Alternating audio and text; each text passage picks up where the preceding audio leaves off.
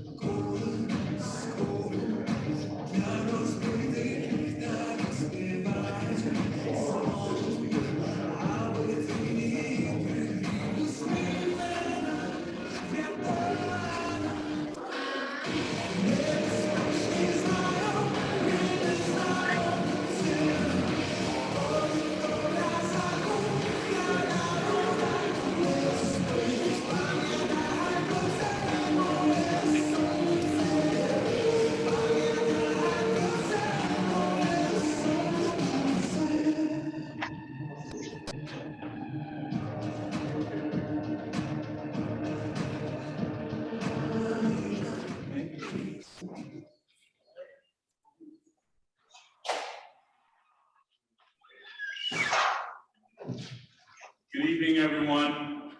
I'm Gibson Chima. I'm a professor here at Northern Illinois University School of Theater and Dance. It's my pleasure to welcome our in-person audience as well as our virtual audience to Joy is Stolen, an event of the Ukrainian Play Reading Project. We join 95 arts organizations in 17 different countries and counting. Many of the plays that you'll hear tonight were written in the last month by members of the Theater of Playwrights in Kyiv, a new theater that was due to open on March 12th. As we know, that did not happen. On March 24th, 2022, Russia invaded Ukraine, unleashing an unfathomable violence and committing atrocities, the extent to which we are only now beginning to learn. Hours ago, the news from Yulechka, a recently recaptured suburb of Kyiv, tells of crimes that are an affront to all human beings. In the face of such terrible suffering, it is easier to turn away and tell ourselves that we are different from those we see on TV and on the news. But this is not the case. We are all interconnected. The characters in these plays are mothers worried about their children, lovers facing separation and an uncertain future. Tonight, the students of NIU School of Theater and Dance hope to give voice to the people of Ukraine, and we hope that you'll give generously to support Ukraine. Cash donations will support the Ukrainian Emergency Performing Arts Fund, which gives micro grants to Ukrainian artists. And if you don't have cash on you, please scan the QR code on your program and donate to the Ukrainian Crisis Relief Fund through global giving. Please hold your applause until the end of the third play of the evening, after which there'll be a 15-minute intermission. Tonight is not the only event in solidarity with the people of Ukraine here at NIU.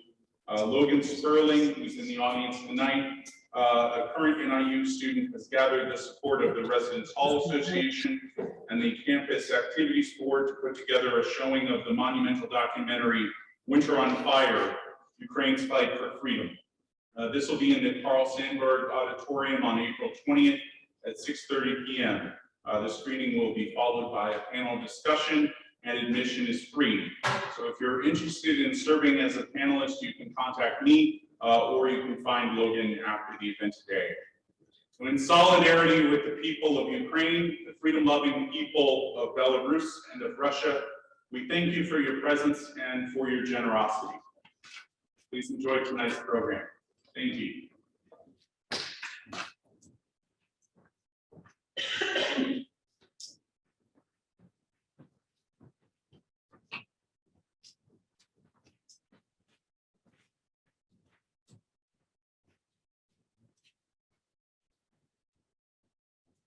A Dictionary of Emotions in Wartime by Elena Astasyeva. A play commissioned by a grant from Philip Arnoult's Center for International Theater Development. Panic. I fly into my apartment and shout, Matvei, quick, run to the store, we need to buy food. Auntie, we have tons of food. I bought potatoes. There's more than enough for 3 days. Don't you get it? War has begun. What if the store's closed for a week or a month? You can't imagine that. Nothing has ever happened in his 21 years that would have stopped him from going to the store whenever he wanted to buy whatever he wanted. Fear. We're being bombed. I hear the sound of shells outside the window. I Google what to do. Hide in your apartment between 2 windowless walls. No doors, no windows. I run around the apartment. I don't have any walls without windows or doors. Even the bathroom has a window. The corridor has 3 doors, and one of those has glass in it. Oh, what idiotic planning. Maybe it's best to run to the basement. Go to Google again. Do not hide in basements under any circumstances if there is no water, air conditioning, or toilet. We have none of that in our basement. I lie down on the sofa. Nothing's going to help me anyway. Hunger. Hunger. You have to stand 3 hours in line to buy anything. What do you buy? Buy meat and freeze it? But if a shell strikes the electric grid, there will be no electricity, and the meat will go bad. Macaroni and grains. What do you eat if they turn off the gas? You need something that doesn't have to be prepared. Cookies? We sold out long ago. There are none on store shelves. Drought some bread, maybe. There's no bread either. I look at the empty shelves in confusion. I've got to come home with something we can eat, sitting in the basement while bombs land on my apartment house. Cleaning. I hate dust. I really should vacuum. But what if the apartment's bombed? And by the wasted effort. What if they evacuate us and we have to leave immediately? No point mopping the floors. Does one need to clean an apartment in wartime? Does anyone know what the rules are on this? Betrayal. I didn't understand immediately what was going on. Why were my cultured friends from Russia mumbling their abstract phrases such as, I oppose war. instead of saying, My government is committing a crime. It has been seized by evil forces. I am in despair and don't know what to do. just 3 people wrote that to me. That's probably quite a few, given that it seems every 4th inhabitant of Russia is only not against the war with Ukraine, but even happy with it. I treated the citizens of the Russian Federation like living people. They turned out to be zombies. What's most annoying is that my friends who quit communicating with Russians and switched over to the Ukrainian language after 2014 turned out to be right. I wanted to be tolerant. I thought people were not to blame. It's all Putin. I didn't watch Russian TV. I didn't know what was happening there. How are you, Elena? Alive. The city is occupied. There's no way out. You asked me to write. Who among us Russians support you? I don't understand. How can anyone not support you? I do believe that not everyone in the Russian Federation is a zombie. I have a couple of friends in the Ukraine. Some have been very aggressive. Some have quit writing altogether. My friend in Kiev saw some rocket out the window, and she unleashed an incredible tirade of aggressive accusations at me in a PM as if I were to personally blame for that. I understand her. When your home is being bombed, you feel hatred. Well, I myself would like to understand. There are many dead and wounded. Kharkov is destroyed. Kyiv is constantly being bombed. Many of my friends are refugees now. I couldn't imagine something like this happening in the 21st century. I'm afraid to go out of the house. Lines for bread are 2 hours long. The sanctions against our country are laughable. Half of Russia consists of backwater towns. As I imagine it, grains and chicken coops. So what's not working out there? Apple Pay? I'm gonna go feed the chickens. It's like finding myself in a film about war. It's a nightmare. You go to bed and you fear your home will be bombed in the night. There's nowhere to buy food or medicine, and then when you write about all this, your Russian friends answer that it's fake news. What do you think? How do I feel? The situation is complicated by the fact that I've had COVID for 2 weeks. I'm constantly on different pills, wiped out entirely, and that makes it seem as though everything is a dream. I'm gonna wake up any minute now. Such insane things can't possibly happen in dreams. I wish I could wake up too. A blockade is coming upon us too. It's informational for now, but an iron curtain is not far in the future. But I want to know the truth. I want to see it with open eyes, even if it frightens me. That's why I wrote you directly. Did you see the video of Kiev and Kharkov being bombed? That's all true. You need not doubt that. I'm afraid to watch Ukrainian channels. I can't stand so much pain and tears. Do you think we can stand it? My husband received an official summons. He was very surprised. It said something like, just in case, you must be blah, blah, blah. He's like that, okay? He's strange. Your friends and relatives will kill our people and vice versa. Then you'll start to feel hatred. Don't worry, my husband couldn't kill a cockroach. If Putin orders him to, he will. Hatred. When you hear the sound of a shell flying at your house, at first you feel fear, then hatred. Hatred for whoever did it, for all of Russia, for all its inhabitants, without exception. When there is silence outside the window, your brain kicks in, and only then can you rationally think about things. Till you hear the sound of a shell outside your window, you will not understand what hatred is. Love. I have a friend. Well, not so much a friend, the relationship is complicated. He lives near Kiev. I live in Kherson. We rarely see each other. He used to text me every morning. How are you, kid? As badass as ever? Now I write him every morning. How are you there today? Any shooting? Are you still alive? We had decided that each of us was on our own. No obligations, an open relationship. Now we discuss how we will live together when the war is over. You will work, and I will stay home and cook. He jokes. The hell! I'll lie on the couch and read all day, and every evening I'll retell the stories of books to you. He wanted to come to Kherson on Women's Day, March 8th. But the war began February 24th, and now I have no idea whether we'll get together or not. I'm afraid one day he won't pick up the phone. The place where he is now is under heavy fire. A woman was killed in the next house.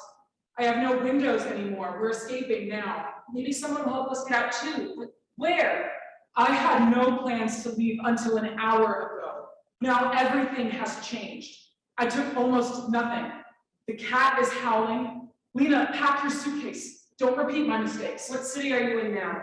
Rubezhny. 15 kilometers from it, Severodonetsk.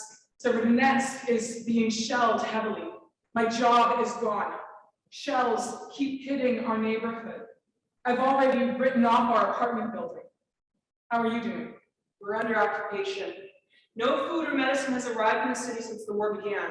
We're threatened with starvation if this continues. For now, we're finishing up what we bought before the war.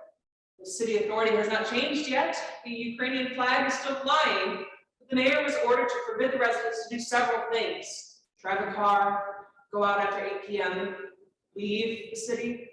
Here, they've begun killing the leaders of the territorial defense. I have no job anymore. Shells keep hitting my block. I already said goodbye to our building. I want to leave. I don't know what to do with the cat.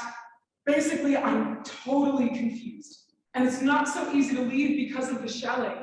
But I'm scared as fuck. After a shell fell 20 meters from my house, I am still shaking. An entire family here was shot up in their car on their way out of the city. I want to escape, but my brain is overloaded.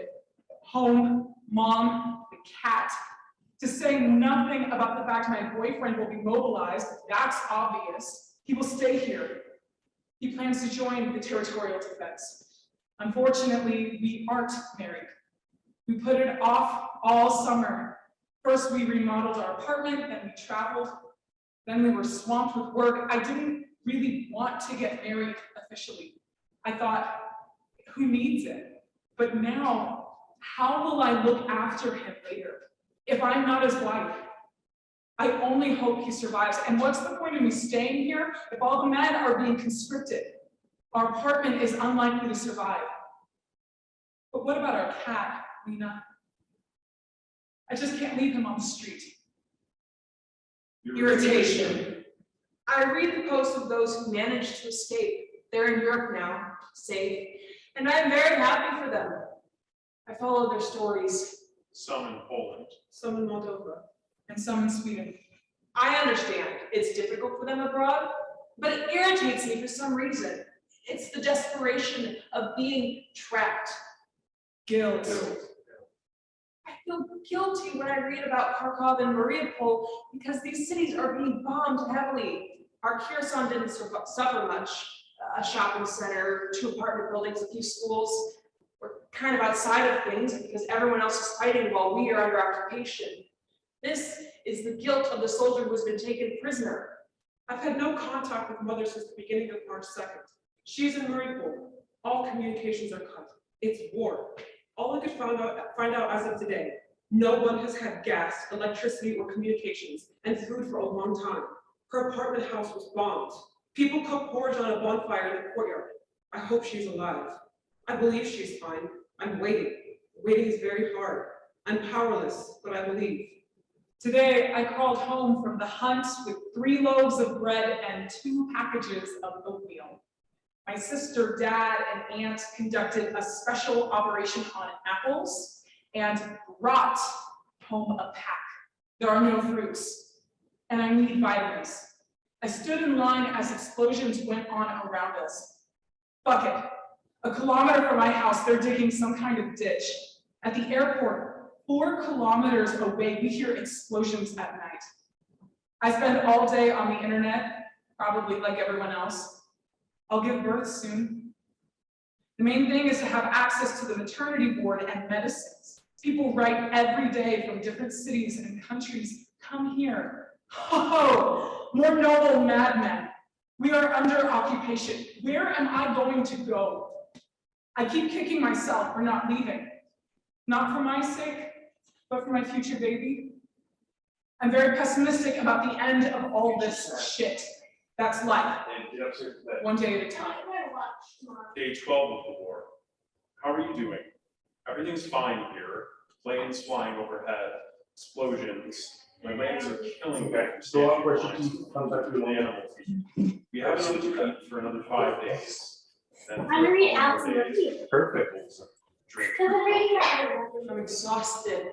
I try to read, but I really can't, especially when explosions keep distracting me from my book.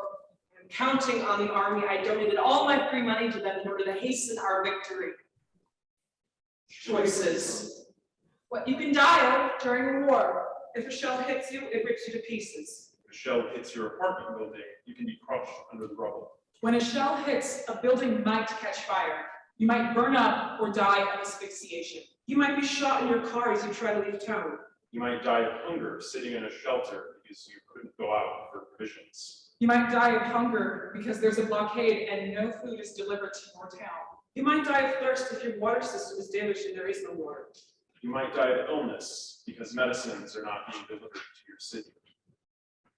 Time. As soon as war began, we said, It will last a few days and then it will be over. then, It will all be finished in 3 or 4 days. then, We'll know what to expect in 2 weeks. 2 weeks passed, and now I hear, This war was planned to last a month. for some reason, I have bad premonitions. Weather. As I awoke this morning, I heard thunder in my sleep. I thought it's going to rain. Then I came to fully and realized those were shells exploding. Kherson, March 12, 2022.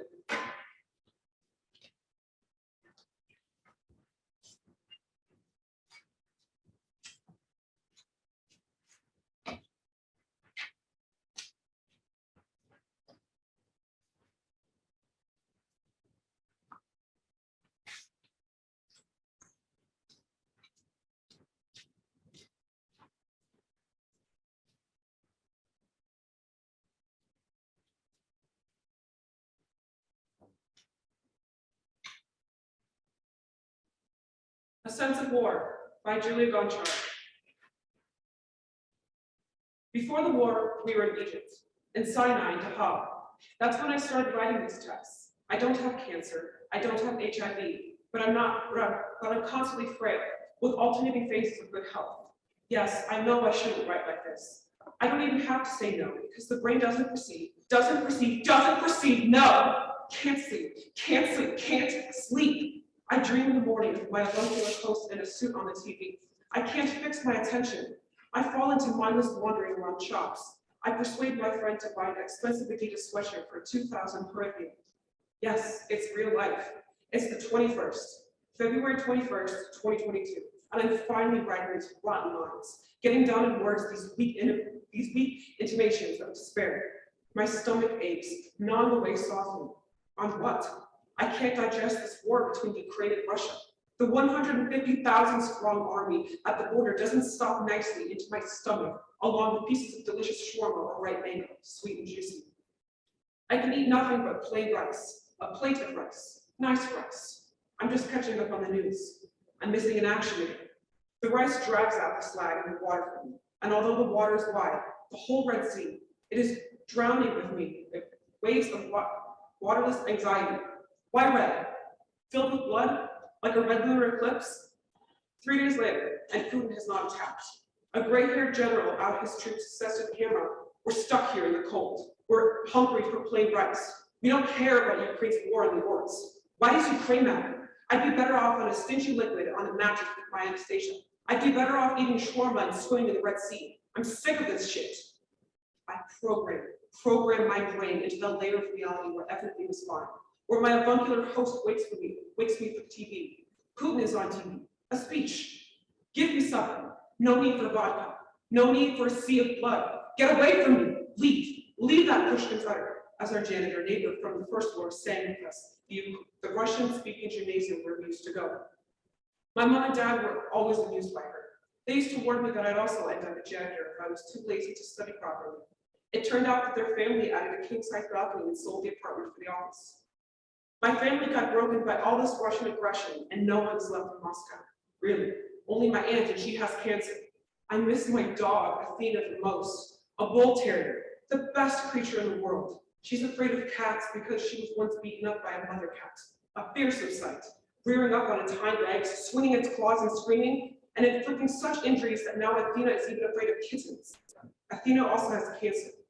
Now Putin recognizes the Luhansk and Donetsk republics. Putin is moving his troops into their territory. And all this time I eat shawarma, absolutely filling my stomach, smothering the weakness. And all this is happening whilst I'm eating. Everything will be fine. My boyfriend is talking to his father on the phone. My father in Kyiv is lying on a couch on one side of a high-rise building and refuses to go to a bomb shelter. Your family is growing. You will have children. Your fiancée will soon be your wife. I'm not interested in all this. I told you what I want. Maybe you better stay in Poland, or at least in Lviv. Why are you still bullshitting with me? 2 weeks before the war, I had a dream that a Russian or Belarusian soldier at a demo snatched a weapon and started firing at the crowd, and I was just 100 meters away. I thought, I have to lie low. Lying there, 2 women came. At 0020 hours, they went down to the subway. I didn't want to see the corpses. But I looked, and there was already a boot shop. Fake Doc Martens for 100 hryvnia. Different as a stocking for advertisements, I thought. Well, you need cool models for a beautiful shot. And the war was forgotten. I remembered that I dreamed of my reflection. I did not like myself. I was different, fatter. The pain gets better, then worse in my lower back. I can bend, then pain again. I think it's psychosomatic and I need to meditate and dream. I dreamed that a woman gave birth to a watermelon pumpkin after holding it close to her belly. A few days before Seryozha's departure. And then you'll come back and we'll have a baby. We just have to get married first because I won't do it otherwise. And then we'll have a baby. Yes, Yulechka. 1.5 weeks before the war. After coffee, I had a fucking dream. I fell asleep at about 5, and before that, I was mesmerized by my heart beating like an express train and feeling on the verge of a panic attack. After a break, drinking coffee again. It had a bad effect on me. Yes, I became more talkative, but it made me feel like a hunted gazelle. I meditated on the norms, but then I listened to myself and only heard the thumping of my buffalo muscle heart. Soothing lavender tea did not help. Today was a strange day. In the morning, I dreamed of baths. of coffins in which overgrown men lay young girls and their daughters laying down to them. My father would be a king for me. I thought about this phrase, which was taught at school on an empty stomach. Seryozha did not like it when I brought a pair of unnecessary glasses, some with red lenses, others with clouds and teardrops. Today, Seryozha threw cats over the fence. The Peshka stole the cake again, and in the restaurant nearby, there's an Arab man looking very much like that weird man from the theater festival in the village of Podnik, near Khmelnytskyi.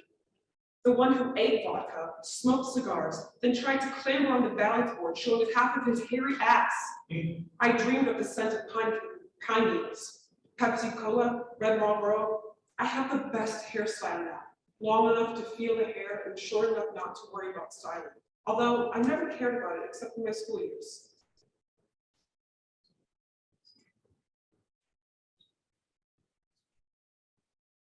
Biden says Putin has already made the decision. There are already some explosions in Wolf. And which country can you live in without a visa? None. Well, maybe we can be sheltered somewhere. Militants of the People's Republic of Luhansk, DPR, fabricated videos showing that the civilian population should be evacuated, published 2 days ago. Neighbors in London are celebrating DR, and Kurt Cobain is playing very loudly. People in Luhansk are blowing up gas stations to accuse Ukraine. But head chick S is nervous. So am I. Don't show me the way up to heaven. I don't need it. Yet. Almost all of my relatives are already there. Only my aunt with cancer lies in Moscow, and she can't jump there. Today on the 19th, we went to the Blue Hole. I'm on a tricycle, C's on a normal bike. The scariest thing is that I'm afraid to even think I'll persuade him to run away. Yesterday, there was an outbreak of anger at C in bed. I beat him, and I was so pleased to slap him with my toy owl, probably because of the fruit, strawberries and fazabis, in my bloated stomach. The storm came that night. There was anger at Putin. Ben Marcus calls the most dramatic stories stun guns. He says that they hold you paralyzed on the outside but nearly very spasming within. This is how it is with my stomach. Today, February 21st, 2021, I fed the goats with grapes and mango leftovers. I really liked it. At night, S told me a dream that he did not want to tell. Saw the child and thought, I will do this to Julia. I will fuck her without a condom. But during the day, I changed my mind, and I had fears about toxoplasmosis from so many cats. Today, I finally wrote half a page.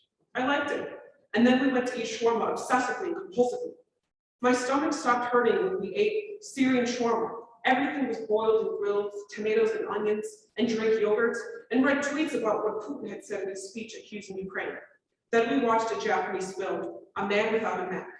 There were some very funny moments, namely the framing idea, unusual, mirrored, with constant daydreaming cutaways. Something strangely like FaxFinder, the illusion in the main character. Even after the shawarma, we sat and I cried.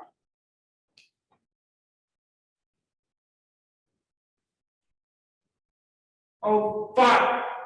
2 Turkish planes are already taking, and people are running away. We sit together and watch the movement of planes. A military operation is announced, and sweet from the Nazis. I'm going to wash. Can I limit myself to these areas? I come out of the shower naked. He's gone on Kiev. I'm crying hysterically. I fall in the bed. He tries to comfort me. In my gushing eyes, I see it for the first time. I'm glad I finally cried. At what price? I'm still sitting with him, watching the news and his telegram to a group of cryptocurrencies. Tired, I go to bed with earplugs. I can't sleep. I'm going to join the defense. I'm in despair. And me? And you come with me. No, I don't want to. I'm not going. I'm cycling. Video call with Sveta in the morning. Sveta with a knife in her Kiev apartment, under the armpit of Maniash Chihuahua. Sveta is sitting by the sofa, fenced off from the windows. Bakaya. Now, according to the secret information spread by the playwright Pasha Ari in our chat of the Theater of Playwrights, who will attack us Kiev at 03, be at 02 at the shelter. But hold on. I want to be a warrior. I want to be a fighter. I'm super scared to be a woman. Night from 27 to 28/02/2022. We fly to Germany from Sharm el Sheikh. At the airport in Egypt, one man in a mask. A dude with a notch in his teeth at the checking desk. Place is filled with cigarette smoke. There is no smoking room, but everyone smokes anywhere. I want to linger. Camel yellow or Marlboro red. Nothing better than a camel.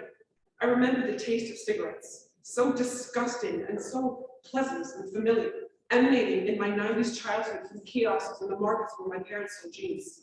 I got angry many times today. At the airport, I was mad at the dudes who selectively check bags. It bothered me. We're not German, but give us a break.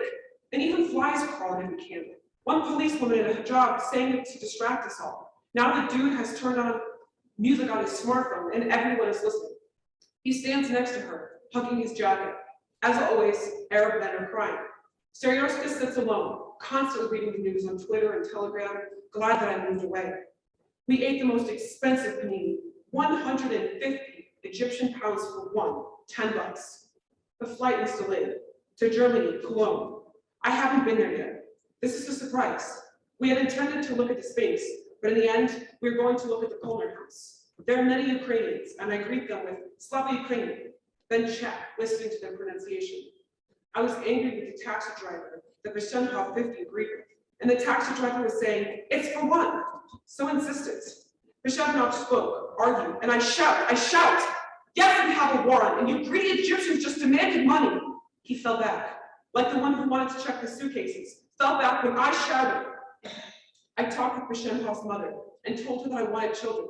She says we are also very much looking forward to grandchildren. I slept the first night in Cologne, vegetarian diet. We were well fed by Mario and Carrie, muesli, then pasta with mushrooms, peas, and asparagus. I dreamed that I'm stuck with a bad guy who hurts me. Why me with you? I remember this word very well. For the second time, I dreamed that my people would want to celebrate my DR. I run away from everyone, go down the stairs, with Bashevnov behind me. I want to go up because I feel very tired. I see people carrying gifts and shopping. God, how good it is when there's no war. I need wine, but I'm so tired I don't want to celebrate. I want to go home. Today, we are in the great cathedral of Colton. Last night, we slept on the floor and not in bed. Karina's engaged in cognitive behavioral therapy. Mario is a media artist.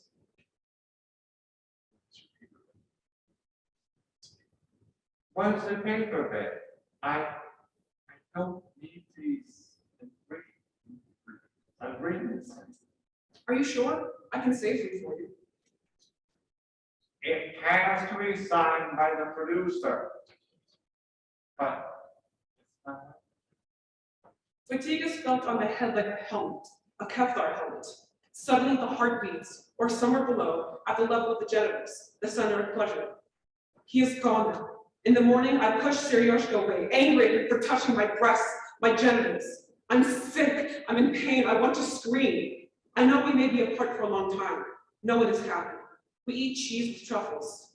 Mario and Karina have Irish cookies from a pack from dairy cows grazing on grass. We try to jump. We go for a walk in the park and C runs towards a hanging rope. I say to myself that if he manages to pass, the war will end. But he does not pass, he jumps on. So war it is. Joy is stolen by that devil sorrow. In Mario and Karina's flat, there's a poster on the wall with the inscription, don't fall in love with your suffering. In Seryozha Cathedral, I take photos of everything, and I sit on a bench and meditate, watching the thoughts in my head. I rest my feet on a footstool, very comfortable.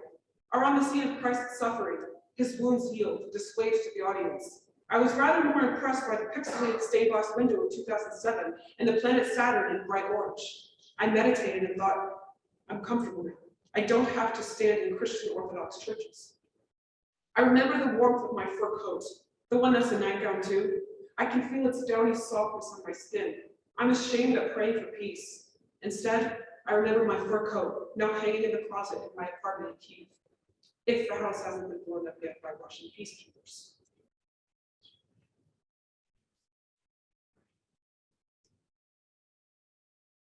Take your feet off the stool.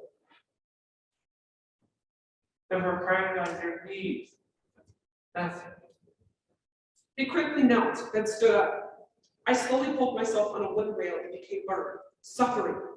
We are flying to Poland. We are flying to Poland.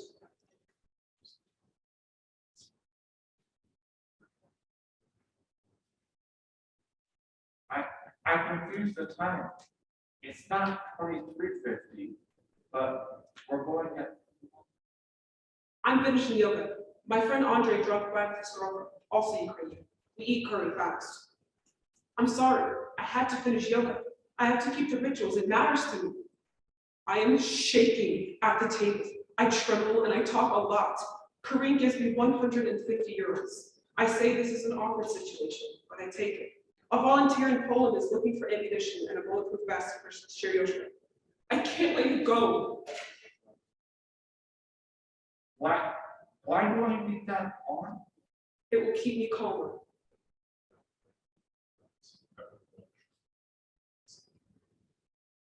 Well, if I enroll in the shock troops, I'll sit in the ring. He will leave soon.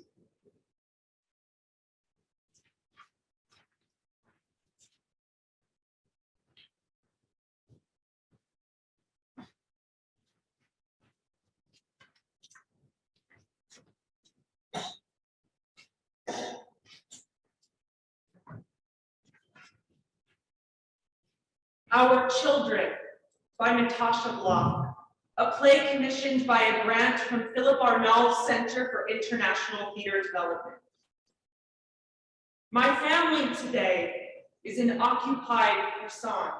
My dad, my uncle, my sister, and my 3 children. Matvei is the eldest. The youngest are Herman and Tahan. Kherson was occupied by Russian fascists on the first day of the war. Battles came to us from the direction of Crimea. Battles came to us from McLawhorn. Tanks crossed the Pontonovsky Bridge, and the first rockets and bombs hit the suburbs of Kherson. The Russian fascists took Oleski, Kahovka, and the village of Tylka, where my youngest Tahan was born, and they seized the city of Kherson. 2 weeks before that, my ex-husband had written to me. He asked for permission to take our children abroad. Like all of us, he feared Russia's military buildup on the Ukrainian border. We talked about that, and I found out that permission was not necessary. His plan was to go to Poland, then the Czech Republic by car. Aside from my youngest boys, he would go with his wife and their 5-year-old son, Lucas. I called Herman, who had just turned 13 in January, a month before bombs began falling over Ukraine. I asked if they had left yet. Herman said that Lucas woke him at 5 a.m. and told him to pack his things. They were getting ready to go. They spent a lot of time and energy getting ready. In short, I don't know what went wrong, and I'm not going to ask, but the boy's father decided it was too dangerous to go, so they stayed home. That was a very bad decision. A very, very bad decision. All these days, I keep wondering why he made that decision. Because on that first day, it was still possible to leave by car. My friend Marina got her son out to Uzhgorod. She had a car. Trains that day were not coming to Kherson. My eldest, Matvei, who lives with his aunt, my sister, was also in Kherson. That day he called several times and gave me some good advice. Mom, grab all of your valuables, documents, and money in a sack and carry it with you at all times. If you go out without a backpack, when they bomb the house, you'll have no documents. He wasn't planning on leaving because he was liable to be mobilized because of his age. He was very happy. He said the explosions were far away from him. He didn't hear any sirens in his area, and the basement in their building had been fixed up. He had already sealed up all of the windows. Okay. I'm very happy that his character is so easygoing and that he has matured so that he can give me such excellent advice. I know that his friends from Donbass were probably the ones who advised him. It's hellishly horrible to think about advice like that. Why should our children have knowledge like this? Sirens howled all the time in Kyiv, where I was at the time. The basement was horrible and they were killing people wherever they could. I stood in line for medicine and called my friend Dima. Dima was in a positive mood too. He said he'd been waiting for war for a long time and that Ukraine would win, that Russia had signed its own death warrant and would fall apart in a few years. And he had food for the next 2 months and would share with Matvei. That made me feel better. Not for long though. Maybe it was that very day when I acquired the habit of checking to see if Matvei was online, or if my younger sons were online. Matvei wrote that his aunt was very worried. He was not. He heard several explosions and the house shook. He wrote that the basement was a good place to be, although it's bad that there's only one exit. Still, he thinks they'll dig him out if anything happens. He wrote this as if it wasn't his first time in war in his life, but the 31st. I constantly watched the news and saw the tanks were headed for Kherson. I called my youngest son, my 10-year-old, Tahan. He calmly said he could hear explosions. I asked if he was scared. He said, "Why should I be scared?" How good it is that he doesn't know that one should fear explosions. How I would love if he never had to learn that. That evening, they wrote on the internet that the Russians were trying to seize the Chernobyl atomic station. I wrote about that to Matvei. My son said that there was no radiation there and that he was going to bed. I thought, it's so good, he is so positive and carefree, and that he can sleep. But it's not all that simple. The next night, Matvei wrote me that news was saying Kyiv would be bombed at 3 a.m. and I should go down to the basement, and that he heard lots of explosions, but they were far away, so he wasn't going to go to the basement. I did though, because the siren howled and the explosions were nearby. The next day, after a sleepless night in the basement, I telephoned my children but couldn't get through, not to any of them. I called their father. He didn't answer either. I began to worry and I decided to wait out the next siren in the bathroom. Just as I called my children, my mother called from abroad. I got the impression she was more worried than I was. I called my children again. I wrote to them on Messenger. In fact, Tahan is on Viber, Matvei is on Telegram, and Herman uses Discord. 3 sons, 3 different worlds. I wrote them, but they didn't answer. All messengers were silent. Finally, I reached their father. He was calm, and he said that they had a good basement in their building. All was good. He would put the kids in the car and get them out of town at the first opportunity. That calmed me down some. No one knew at the time that no such opportunity would arrive soon, and that there would only be death and rockets. Matvei wrote that he decided to stock up on cigarettes. My sister did the same with food. They would wait out the end of the war. He had already seen 2 people with machine guns. The next day, I left Kyiv. I sat in a traffic jam without internet for 12 hours. When I finally got internet, I saw Matvei had written to say he was worried, and that our Ukrainian heroes were dying here and now, and that he believed our army would defeat the orcs. Tahan and Herman slept that night in a bomb shelter. I didn't sleep at all that night, because I was in my car on the road. Tahan said after that night he was feeling good, and that in general, he was quite happy now. I asked him, "What are you so happy about?" He said, "Because I'm still alive." He said that in a weak voice, a voice I would never want to hear my son speaking. My 13-year-old Herman was very depressed. He said Putin would win because there's 140 million of them and 30 million of us. He's always loved math. And he studied in a special math class that he had really wanted to join. Mathematics is a fine science, but we are defending our land, and I wanted to believe Matvei. He told me the news. The Russians were planning on deporting Ukrainians from Kherson. They would throw them in police vans and take them somewhere. They had found 1,000 Ukrainian military uniforms and they would change into them and would lead people out of the city disguised as Ukrainians. Then Matvei added optimistically that that's not all so important. The main thing now is to not open the doors for the Russians.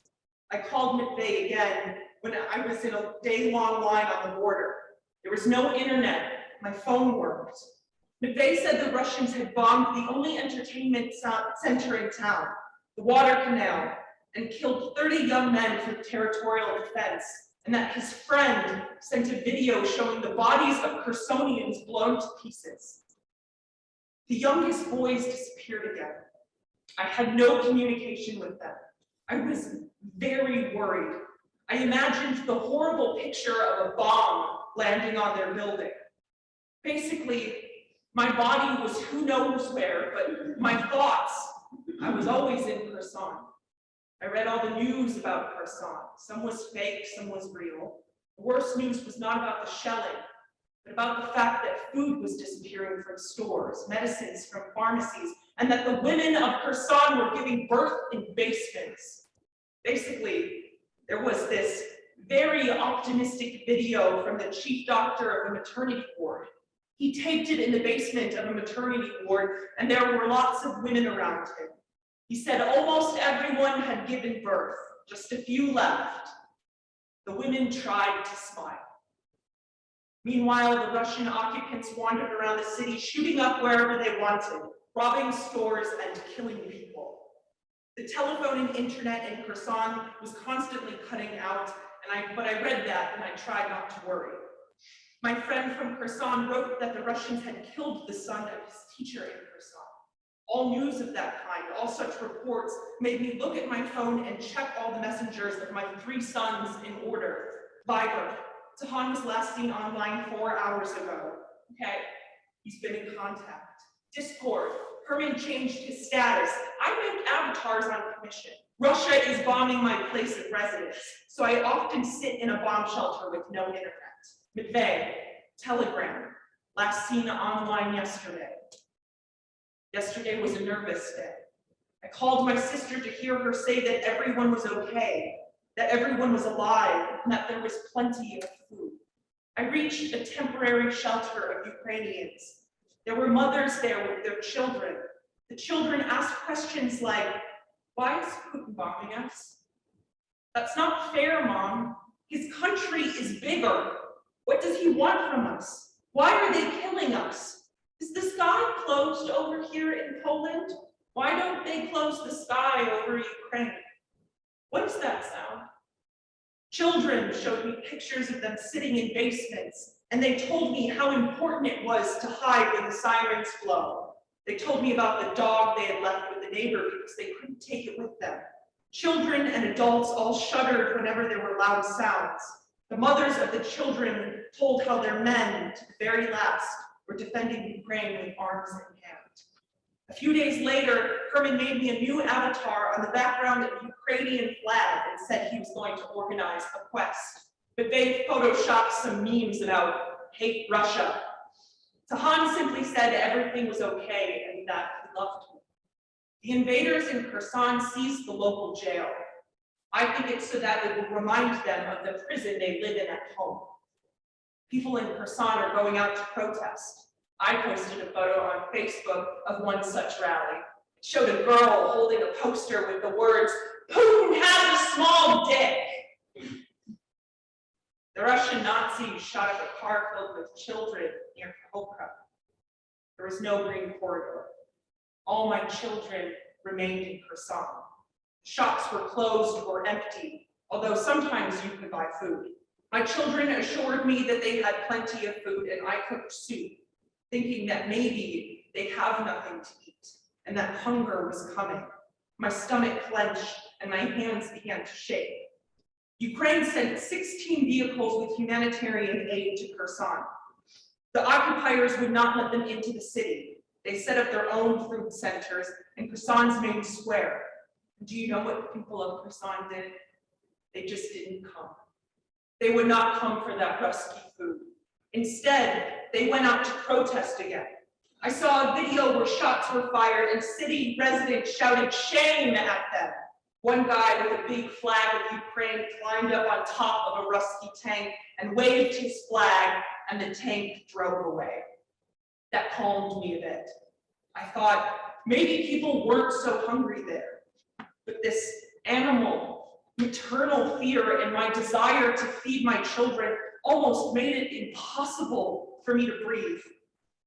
Yesterday, Matvei told me how to write about where he is now. He had started working on a different project. This morning, I talked to Herman. He said Kherson is quiet. The bombs here are coming from Nikolaev, and that if they were to leave, they would go to Spain because some relatives of their father had found an apartment there. I thought, let them go wherever they want, as long as there's no war there. But it still wasn't possible to leave. Herman joked that Grandma was going to inflate a rubber boat and they would sail it down the Dnieper River to the Canary Islands that night. Such a sad little joke. Herman also says that he loves me very much, and I love him very much, and to Han, and to Herman, and my sister, and Kherson, and all Ukrainians. For many days now, I've wanted to hear that my children are safe. I probably never wanted anything so much in my life. My head is full of chaos, fuck knows what, and my Kherson, and all of our children.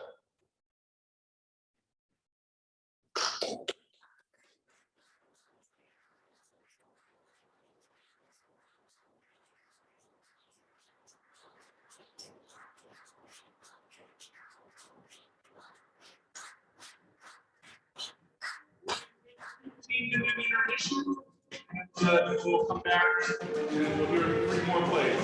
Thank you so much.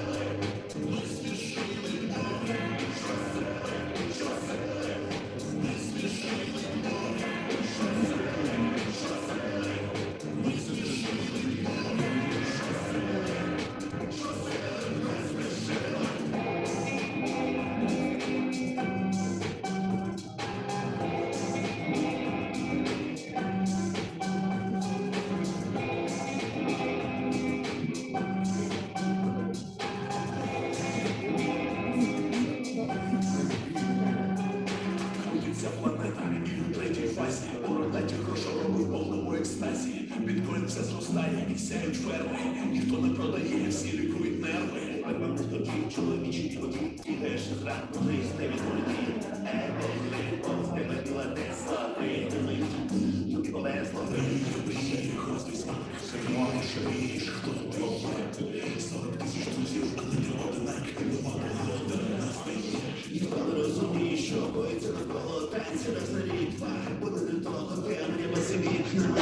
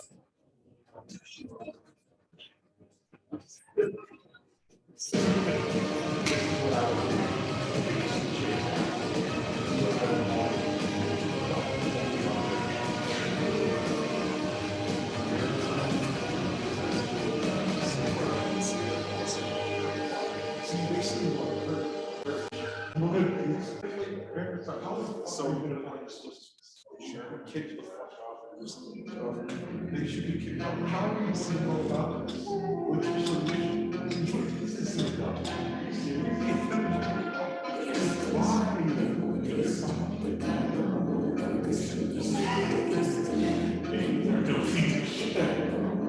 Exactly. This is what I was.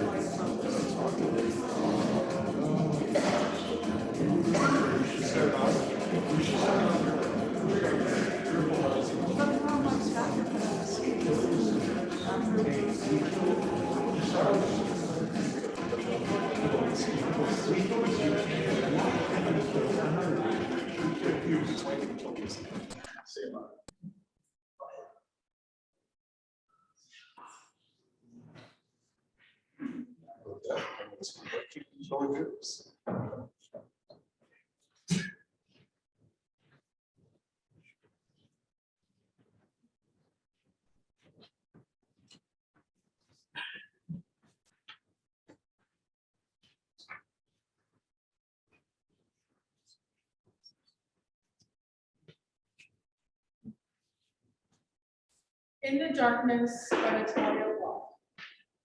She looked like how the Italians look in paintings.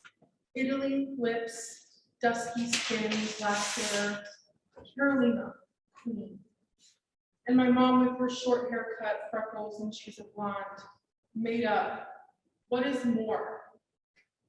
My mom is really understanding. She always said that she gets me in every which way, really.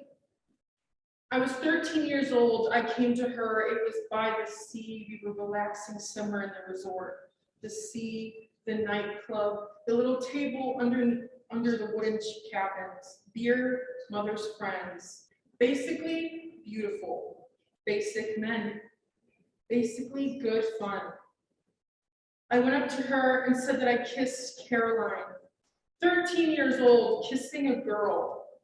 Ukraine, sea snails, shellfish, mussels, and beer. Mom said, Do whatever you want, but tell me. that was the deal. And I told her everything. It was simple and quick. I'm the kind of daughter who tells everything.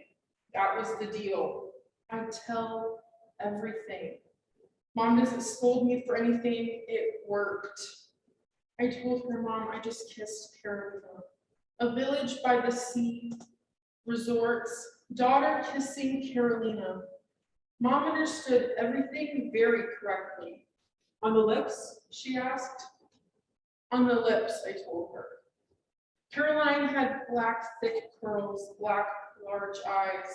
She bought me boiled sea snails. We were sitting on the beach. The sea snails were salty. Caroline was laughing and throwing sand into the sea the whole time. Sand on my legs, on my shoulders, on my chest, and she sifted the sand through her fingers. Sand flies on sand. Mom calls my mobile and asks whether I'm coming home from the beach. I don't plan to. I replied that I wanted to meet the sunset with Caroline, that everything was great and I would be there soon. For some reason, Mom burst out laughing and said that. If you were to come back to the resort sooner, you could be with your friends at the cabin. But I could meet the sunset. Caroline didn't bring anybody. She was 14. She had come with her dad, and her dad was at the nightclub. Caroline's dad was at the nightclub every day, slept until 2 in the afternoon and gave her money for everything. Caroline said, The most important thing is to tell Mom that everything was great. everything was great. Her father had a holiday and her mom had work. I had Caroline. Her father spoke to my mom, thanks, I'll pop in later then, and away he went. Me and Caroline went against it. My mom was for it too. She found some friends by the sea, and I found friends. My mom asked, Why? Why did you kiss? why people kiss is something I understood when I was probably about 8, but Mom didn't get it. I kept quiet. Caroline sifted pink sand from the sun onto her knees. We were silent. She brushed the sand from her palms and asked, Have you ever kissed anyone? Mom waited for my reply. Caroline looked at me and waited for my reply. I replied no. Carolina was silent for a bit. I looked at Caroline and thought, I want to be like her. know how to lie beautifully on the sand, know how to handstand in the water, know how to lick my hands so gracefully that nobody in the world could say that it was ugly. Her arms were all in bracelets. A part of the bracelets was made up of hair bands. She always pinked these hair bands and bracelets. I said, because, just because. Mom didn't stop the questioning there. I told her that we wanted a bit more here in the resort, around the playground. There's a wonderful little playground for kids here, little trees, swings. Right here, call us and we come running. And you, Mom, sitting with your beautiful new friends, drinking beer and laughing so loudly that the disgruntled pensioners who have come to collect their grandsons frown. Caroline threw sand on my tummy and asked, "Do you want a kiss?" I nodded. I moved closer to her. I put my hand on her shoulder. The sun was already sinking into the water. The sand was still the same pink. Mom, I liked it, I said. It's for real this time. It wasn't like with Pashka the idiot. He didn't kiss, he nodded. He's an idiot. Mom stopped smiling. Where's Caroline now? I shrugged my shoulders. In actual fact, Caroline was standing in an alley waiting for my return after I'd spoken to my mom. Mom, can I go? We'll be there. Mom was silent. I will go. I will run to Caroline and we will kiss and sweet guests struggle back into their cabins until Caroline's dad rings at 2 a.m. and she goes off to meet him at the nightclub in New York. Mom was silent. I was silent too. I was 13 and I was in love. I came to tell my mom about how I kissed Caroline because I was in love and had agreed that I would tell her about my first kiss. My mom was silent. She was very forward thinking. When I was 8, she told me about periods, then about sex, about gays, about lesbians, about everything against which one needed to protect oneself. Mom bought me little books about my body and sent me links to articles about relationships. My mom really wanted me to find a boyfriend soon so she could gossip about him. I want 3 friends, She said. You're my little friends. So my young, beautiful mom hugged me, bought me lipstick and tampons. I said, Mom, I kissed Caroline and I liked it. Mom said, Okay, let's leave it. we started walking towards the alley where in the dark by the drinking fountain, Caroline was standing, waiting for me. Mom added, I don't want them to hear about it. she nodded towards her friends, beautiful men and women. Caroline started pouring sand into my back. It was warm and pleasant when she looked at me. I said, I want to try. And closed my eyes, and she hugged me and kissed my cheek. I said, not opening my eyes, I want on the lips. She kissed me. Then again, then I burst out laughing, and she burst out laughing too. We hugged and sat like that until the sun had completely hidden. The sea had gone first red, then black. Caroline took up one of her bracelets and put it on my arm. We walked to the resort. It was already completely dark. Mom said, Okay, is this serious for you? I said, Mom, I don't know. I'm going to the swings, You know, said Mom. I will always be on your side, whatever happens. You know I'm happy that you told me. I'm happy and I love you. But promise me one thing. Promise me that you will not kiss Caroline on the beach in front of everybody anymore. Promise me. Caroline held my hand and looked at the stars. Summer, sea, south, star shower, Mercedes. Never, never kiss publicly. Never embrace publicly. Don't kiss her. Promise your mom that you won't tell anybody else about this. Promise. Caroline was standing in the darkness and overheard everything. I said, Mama, okay, I'm going. And off I went. Into the darkness where there is nobody. Never, never kiss her in public. You promise your mom? I promise, Mom. We were lying in the kids' playground looking at the stars. She took my hand. Your mom's afraid that everybody will find out you're a lesbian. My mom is afraid that I'm a lesbian. My mom is afraid that I will be a lesbian. Mom is afraid that I will grow into a lesbian. Mom is afraid that I'm not a lesbian, but everyone will think I'm a lesbian. Mom is afraid that everyone will find out. Everybody will find out. Never kiss her publicly. Does your dad know? I asked her. My dad would kill me if he found out. Said Caroline, and kissed me again. At 25, I take Vera's hand. She shudders and looks around. Vera. Vera is thin and elegant. She is similar to my mom. She has freckles, white hair, and a short haircut. Vera has a childish voice and light blue eyes. She shudders and glances around when I take her hand in the city park. Vera presses my hands and lightly frees hers. We walk into the park exit. We walk around the center of town. Vera smiles and looks at me tenderly. I want to take her hand, but not in front of everybody. Of course, Mom, I remember. Lesbian. Well, okay, maybe bye. But it was awful, kissing Pashka and Rustam and Darnell. No bye.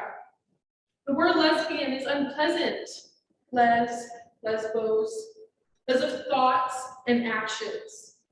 Leska, thin line, thin ice. Ugly, slippery letters, slippery thoughts. Bianca. Lesbi, I don't like this word. Mom said, You are not a lesbian. It'll pass. All girls do this. Experiment. Don't tell anyone else, and don't kiss her in front of everyone. Her dad would kill us both. I am not a lesbian. I write to Carolina every day. Here are doors. They are shut. Behind them, you can do whatever you like. Drink, even kiss Carolina. Here are windows. Behind them, you can do what you like. Here's the internet. Here's another window. Windows. Open it. Here, everyone does what they like, but write on your wall that you are a lesbian. And This is you? You're an idiot. Why did you write this? You wrote this and now you're complaining. Why this exhibitionism? Do what you want so that we don't see it. It doesn't need to be visible. Vera walks beside me. It is impossible to take her hand. Impossible to kiss her in the park. Impossible to kiss her on the bus. Impossible to kiss. Impossible to take her hand. Mom says, You need to go away. Carolina argued with Mom, argued with her dad. He hit her. Behind a closed door, behind that door where he can bring women back from the club, the main thing that Mom doesn't find out. Mom didn't find out. He hit Carolina, she got home late. Whore, you're 15 and already fucking around with men. He hit her. He would kill me if he found out. If he found out. He will find out. Maybe. Carolina came to me, Mom fed her soup and laid her to sleep in the dining room. I came to her during the night and slipped in under the blanket, hugged her tight, and we fell asleep. In her youth, my grandma had a friend. She got married and gave birth to a daughter, then divorced. Mom showed me a yellow photo. Grandma and her friends stand smiling in similar heavy coats and braids. Mom and the friend's daughter next to them. My grandma's best friend turned out to be a lesbian. When Grandma found out about this, I don't know how she found out about it. Maybe her friend told her, maybe held her and kissed her. Anyway, I don't know how in Soviet times all this happened without the internet, without articles in English, without 404 sites for teenagers, and without Bozan's films. But when Grandma found out, she cut off communication. No more photos, no more guest visits. Grandma lived 3 bus stops away from her friend. Their daughters grew up. There were grandkids. They did speak. If someone finds out, they will kill. Carolina's dad came over in the morning. Mom opened up to him. He came into the dining room and closed the door. We were sitting on the bed and watching clips on YouTube. Come home, and no more. No more. No more what? Don't do this anymore. He was tired, warmly dressed, too hot for our living room. I thought about it. No more. Carolina started getting ready. I said, I'm a lesbian, just so you know. Carolina's dad's face was like he hadn't heard. I'm a lesbian. Les-bi-en. Now I must take Carolina by the hand and run. Although no, impossible by the hand. I sit behind the closed door of the living room, all in order, and I was already 14 and she was already 15. The age of consent for teenagers wasn't broken. I read, although where I read it all, the examples were all about boys and girls. But what's the difference? I have the right to kiss Carolina and she me. Carolina wrote to me. It is necessary to be free. Be free. Be. We will go away. Carolina said. We will go, for example, to Norway, and there we will walk hand in hand along the streets, and I will kiss you where I want. Only we have to wait a little. Another 4 years we will go. Another 8. And please never kiss her in the street, never again, I promised Mom. Mom believed that this would pass. Only there is no need to talk about it. All girls in America can be lesbians until the end of college, and then they get married. Don't tell anyone about Carolina. I am begging you, said Mom. My dad said once that one day he decided to find out if he was gay and kissed a friend. He didn't like it because his beard got in the way. If he hadn't had a beard, maybe it would have turned out different. Dad wore 3 earrings in one of his ears and kissed a friend to understand whether he was gay, not gay. Maybe you have to kiss a friend to find out without a beard. Another friend of my dad's married and had a daughter. And then my dad's friend said that he was gay and started living with a guy. The daughter stayed with her mom. Dad was angry at his friend and deleted him from his friends. But my mom didn't delete him and became better friends with him. Anyway, by that time, she had already divorced Dad. So the friend went to the guy, the child to the mom, and the mom died from cancer. The friend was very handsome. He had rich lovers and didn't refuse himself of anything. For 8 years, he slept with guys and introduced them to his daughter. And after 8 years, his wife died and his child moved in with him. And it turned out that living with a child and a boyfriend is very hard. The boyfriend started leaving. Mom said, men love to amuse themselves. Raising kids tires them. my father's friend, by now my mom's friend, began living with a woman after a year and even married her. But my dad still didn't forgive him. Mom expects that after 8 years, suddenly somewhere after university, I will reconsider lesbian until the end of college. I'm a lesbian. I am not a lesbian. Mom asked you not to say it, but Carolina cannot be a slut. She cannot whore around with boys. She loves me. You beat the living daylights out of her for nothing. The flat in the morning, Carolina gathers up her hair, ties up her things. The light falls so that I see the dust that flies past her face. The door closed.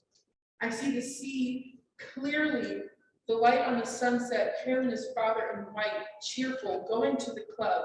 Okay, girls, till the evening, and don't get bored. We won't. I'm a lesbian, but my dad thought he was gay, and my granny abandoned her best friend when she found out that she was a lesbian. Dad blocked his friend when he left his wife.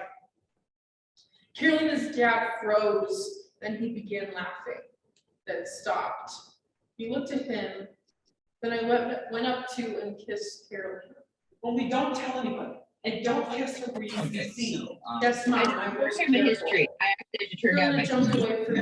Her father Get slapped me in warm. the face. I cried out. My mom ran in. Vera looks at me and I at her. We are sitting right on the street eating ice cream. I want to kiss her. Mom, I will be careful. Mom, I'm sorry, you were right. When you said that I must never kiss Carolina or someone could see it. Never again. Death smokes turn in the ray of the light morning, and a handsome man wants to hit his teenage daughter again. Her mom and daughter grab a hold of it. Everyone is screaming. Light bathes the room, bright light. Forgive me. We went into the darkness, and there under the stars, we were free. We said that we needed to go away. Another 4 years and we will go. to Denmark, to the Netherlands, we will go. Carolina, queen, thick black hair, you are so like your dad, so like. We did not go. Vera, I met Vera in Sweden. She had a grant to study. I was just passing through. Vera has strong fingers, points in her eyes. She is not afraid of anything. Only not here. Here it is too light. It is warm, ice cream, summer evening. Plane trees let through a transparent shadow and sunbeams dance. Vera watches them. I watch her. Her father took Carolina away and her account appeared blocked. Her telephone too. Mom rang her father.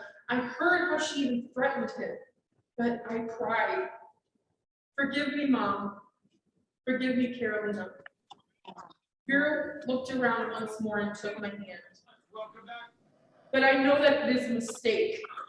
I kiss her on the cheek. I will be careful. I need to be careful.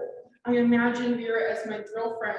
I will not look at her for too long on the street. I will not kiss her where someone can see.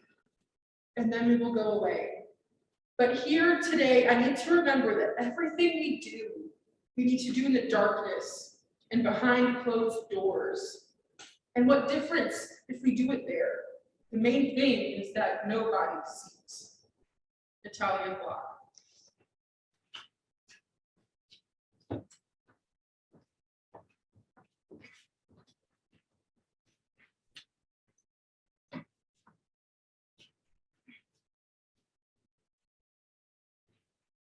Pussycat in Memory of Darkness, a farewell monologue for Donbass by Neda Nejdan. Would you like a sweet little kitten? No, sorry, they're for sale. If they weren't pedigree, I might just give you one. I want to know who I'm giving them to, though. Oh, documents? You still talk about documents? I haven't even got my own papers, yet I still breastfeed them. You don't think I saved them by bothering about paperwork? No, an animal is chosen by the heart. You see it once and you fall in love. You don't need paperwork to see the truth. You can tell from the fur. They're not Persians, they're Scots. Their pelt is so plush, so soft, and they can stand on their hind legs. Such a wonderful breed. No, I'm not going to show you now. They're sleeping. And actually, they won't stand to order. They're very independent-minded. Cats are freedom-loving. Their color? Look, you've got three choices. One white, one black, and one gray. The white cat I call Mary Stuart. Oh, look, she woke up. No, you can call her what you like. But she is a true queen. Very noble, in my opinion, like my mother. Show you my mom. Yes, I have a photo, but I'm not going to show you. No, why should I? Why are you so suspicious?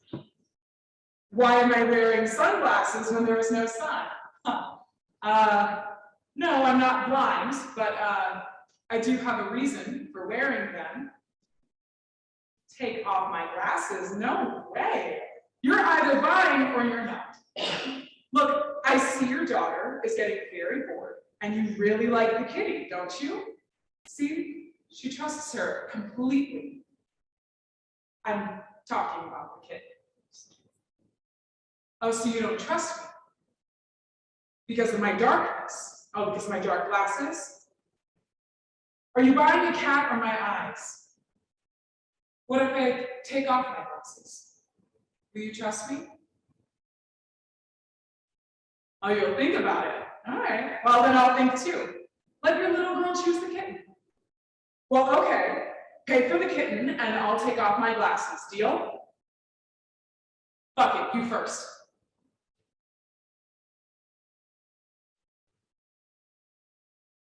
Scary, huh? You want to know how I got these? Well, it's a long story. It's not one little turd, it's a whole steaming mountain of shit. I take off my dark glasses and it's still dark. Not so long ago, I was as white and fluffy as this cat.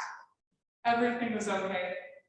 Had a husband, 2 children, a cat and a dog, a house, a job, a car, a bank account, and holidays by the sea. I had my own hairdressing salon. My husband had a company making windows. You know, I sometimes complained about the hard work, the stress, but it turns out it was paradise. Our son really is smart. He got a grant to study in Kyiv to become a computer scientist. And that's where it all started. He went there and Maidan. Well, my son's phone suddenly had no connection, and that's when my connection with life broke too. Every night I lay awake as if in a nightmare. What can you see online? Fires, beatings, attacks? I knew he was there, but what could I do?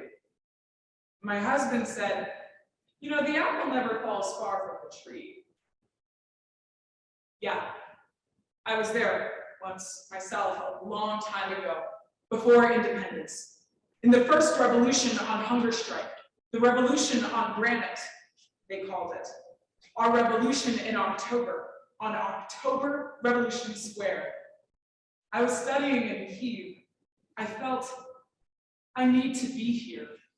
I was the first nationalist on the course, even though I was from Donbass. Ironically, I was the only one actually native in Russian.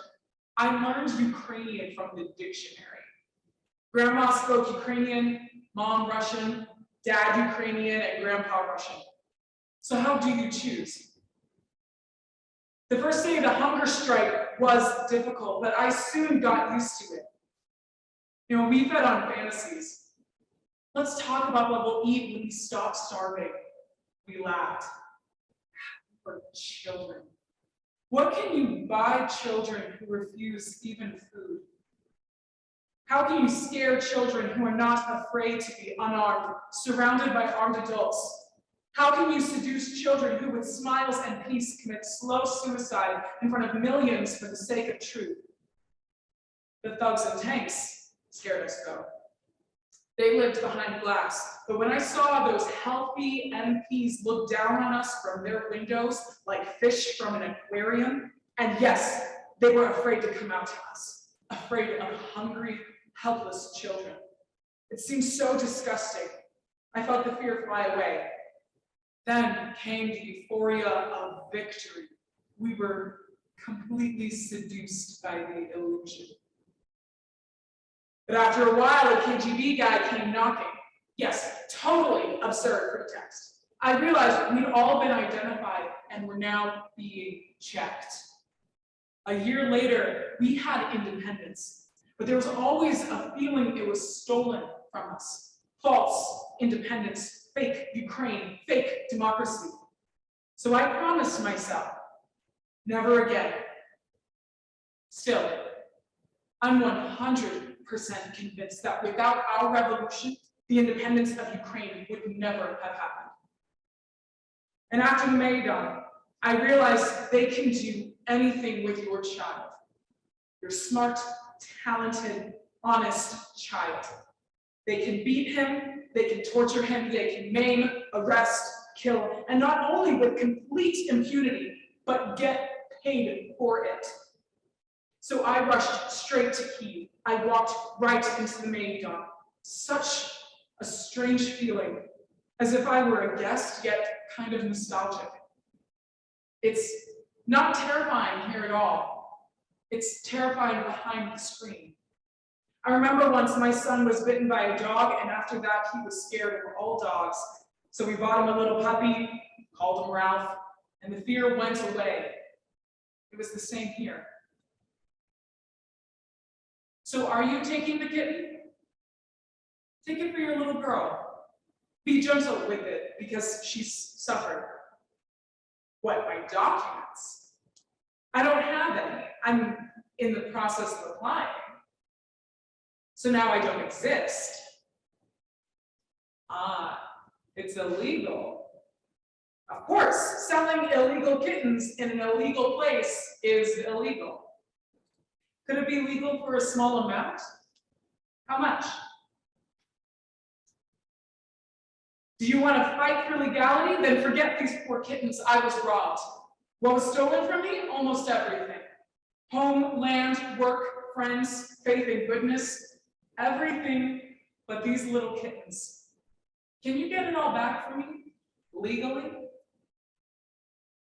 Did you prefer the grayish one? Oh look, they both woke up. See, he likes you. Pick it up, don't be afraid. Oh, just be careful. They stubbed a cigarette out on him. The gangsters. Actually, I don't know what to call them. This kitty eats anything. Vegetables, bread. No, not because he was starved. They're Scots. Did you know that Scots people were once so pressed by the British they had to eat mice and their cats ate husks just to survive? They're brothers, like us. Brothers share, never steal. Simple. Like those who stole Crimea from us, they'll never be brothers again. Crimea is not Russian, nor Ukrainian, nor Turkish. Crimea is Tartar.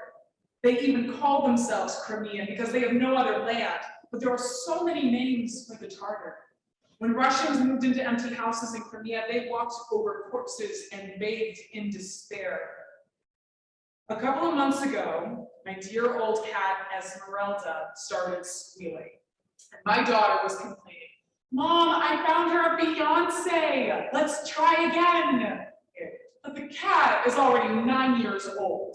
So I thought, she isn't fertile, and gave up. But my daughter, she's 14, persisted. "Come on, Mom, let's give it a try. I found a monster cat, a real hippopotamus, like in Bulgakov." Well, a month later, it turned out that kitty rather unliked that really pagan. A couple of months ago, when the men in khaki first appeared, I felt icy cold. I'd seen already how it ended in Crimea, and my neighbor, Rhea, tells me, "Hey, it's nothing. The main thing is that those Americans didn't come from NATO." I say, "What kind of Americans do you mean?" "Oh, you mean the Americans that took Crimea from us, or was it the English? Where did you see them?" "Yes, they paid for the Maidan." I say, "The people of Kyiv paid for it. They brought food and things. Do you know how many of them gathered on Sunday? More than 1 million. No, this is just a montage." "What about the installation?" "I saw it with my own eyes." "It doesn't matter," she says. "The junta should not be allowed. It's illegal." "What junta?" "The president fled, so the deputy chairman of the council was appointed. And who else, in your opinion, is legal?" "Well, I don't know. What about the right-wingers?" "So where did you see them?" And she says, "Well, no, because our guys stopped them."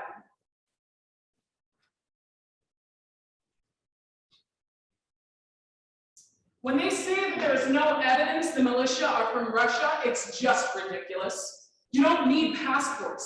You don't have vending machines selling armored personnel carriers in supermarkets, but somewhere sends the weapons and sends them to kill, and no need to ask where. The Kremlin, Moscow. Why aren't those people who deliver, why aren't they arrested? You can hear that. They only have to say one phrase. "Our Russian is different. We have a residence permit on it. We have our own accent, especially here in the Donbass. Our own melodies, words. They say watermelons are watermelons, but here we have our own. Small, red, juicy." I remember when I was little, a whole batch of watermelons were hit by a hailstorm. So they gave them to us for free. and we broke them open and ate them. Our hands and faces were just covered in sweet juice. And we laughed and kept smashing more sweet red splashes. Now, melons everywhere are salty and bitter. For me, this is Donbass. The taste of watermelons and apricots growing all over the place like weeds by the lanes. For some reason, we have this stupid stamp. Donbass is a mine, but for me, it's white chalk downs, apricots on the lanes, and cool ponds. When our tanks came to us, some people started shouting, "Get back to Kyiv!" I say, "Are you crazy? These are our guys. They came to protect our land." But the women shouted, "We don't need tanks." But when they chased away the tanks, the foreigners came, not to defend, but to kill. An old acquaintance from university called. She's a judge and has a son in the army, Matvei. She asked me, "Will you look out for him?" So I went there. What are men without women? They just want a cozy home and a chat. I started bringing things for them. First food, then warm clothes, and then other women joined me. One day on my way there, I meet Rhea. She looked at my bag so suspiciously. "Where are you going?" she asks. I avoided answering. "Oh, I say, I'm in a hurry. Sorry, later." And she suddenly said, "Do you know your fan is now big in the militia?" I froze. "What fan?" "Wolfie, our neighbor, the one who ran into you. I don't remember a wolf." Then I remembered. I was just 10 or 11 years old, and Wolfie ran into us, literally on his bicycle. We were playing and he was riding toward us. Everyone screams, jumps away, and he was aiming for me. So I stand stock still. He's riding too fast, and there's fear in his eyes. And I don't move until the last moment, then step sharply to the left, turn and push him sideways with all of my might. What a squealing. I thought he wouldn't get up. But yeah, he's alive and bruised. I was with my daughter when I saw him. And he fixed his eyes, first on me and then on her. So slimy, wolfy. Wolf. Exactly. They said he was done for theft or hooliganism, something like that. And I heard the alarm bells in my head. Oh dear God, my girl Inga, my beloved ladybug, my princess, bright, kind, gentle. No, not this. I didn't run away, but, oh, he was watching. And I went straight home and said to my husband, "Mikas, we have to pack up everything. We have to run." He resisted at first, but I pleaded and cried until he relented. He would face fire and water for his daughter, and I knew that. So I started to pack. I threw in some things, took them out, put in others, and the suitcases wouldn't close. I burst into tears. Then our pussycat began to give birth. That's it. It took all night, but we gave birth to 3 kittens. One gray, one white, and the other black, very, very small. Early in the morning, I fell asleep and woke up at 7 with the kittens whining piteously next to me. And then I realized, I'm not going anywhere. How could we run with a mother cat and 3 helpless kittens? And how could I leave her? She has warmed me with comfort so many times when I've been hurt. And I say to Mikhail, "You go and take Inga. I'll stay here for now and let the kittens grow up a little bit. No, don't worry, I'll join you." So I gave them money, cards, and kept a minimum. I took them to the bus, sat Inga down, and then they called every half hour until they were away from our territory. So I was left alone. Or rather with Ralph the dog, Pussycat, Esmeralda, and 3 kittens, and our soldiers.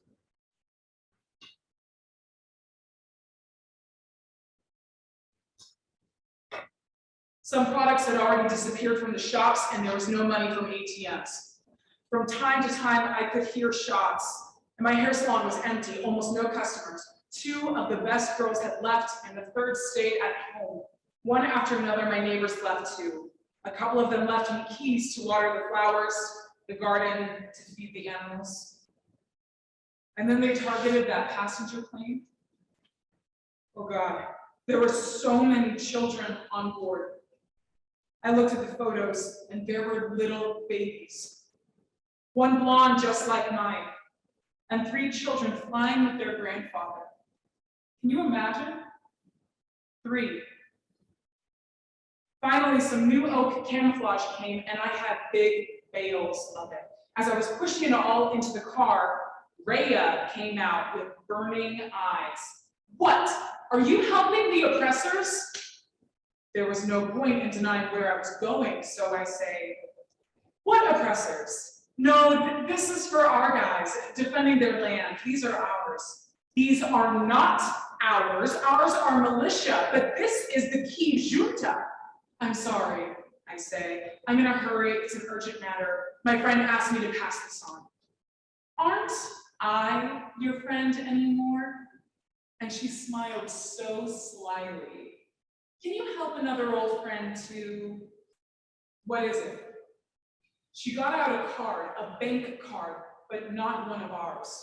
And she says, you have a son, a computer scientist. Could he help me with the code? I lost it somewhere. Just can't seem to retrieve them, and oh, you know the banks.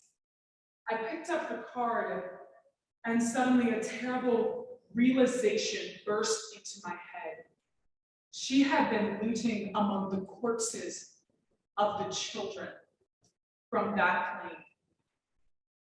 I shuddered as if the card was hot as fire or cold as ice. I understood. This is blackmail, but I couldn't go through with it.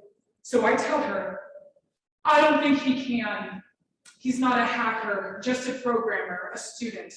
And I saw the verdict in her eyes, condemned. I was scared, I was shaking, and I wanted to kill her. I ran to our guys with those bales. My heart began to pound. Where's Maxim? Sighs, tight lips, then they showed what was left of him. They just asked, can you tell his mother? You'll probably manage it better. I understood this.